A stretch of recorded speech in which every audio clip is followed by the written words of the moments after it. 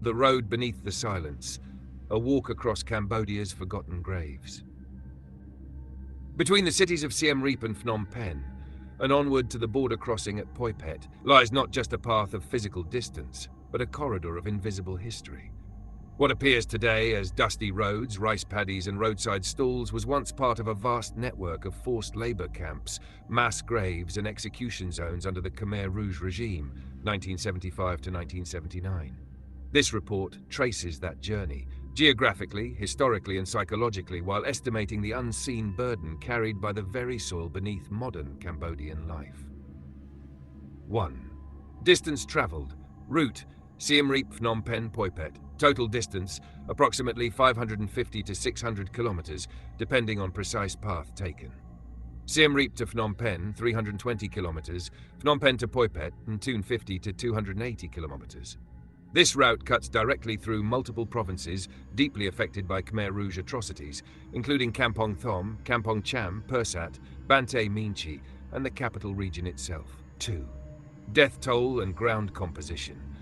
Cambodia's genocide resulted in 1.7 to 2.2 million deaths, roughly 1 in 4 citizens at the time.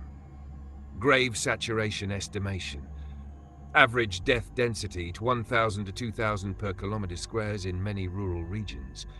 Unmarked mass graves exist throughout the provinces travelled. Known killing fields are only a fraction of the real total. Many victims were buried in rice fields, near rivers, or roadside. Along the route, it's reasonable to estimate that tens of thousands of victims lie buried, often less than a meter beneath the surface. In some provinces, soil still yields bone fragments and clothing during monsoon erosion. 3. Living perpetrators. The Khmer Rouge utilized teenage and young adult cadres, many aged 12 to 30 in 1975. As of 2025, these individuals would be aged 60 to 80. Most were never brought to justice. Only 5 senior leaders were convicted in international tribunals. Current roles. Many live quietly as local police, border officials, village elders, monks or school teachers. Encounters with individuals aged 55 plus in rural Cambodia include a statistically significant chance of interacting with former perpetrators, collaborators, witnesses who chose silence. 4. Regional breakdown. Siem Reap. Once a zone of displacement and forced labor, 100,000 plus deaths in the broader province. Modern tourism often masks deep trauma and widespread poverty. Phnom Penh entire city was emptied in April 1975. Over 250,000 plus died through execution or starvation. Tuol Sleng S21. 14,000 plus tortured, only 12 known survivors. Poipet, Banteay Meanchey.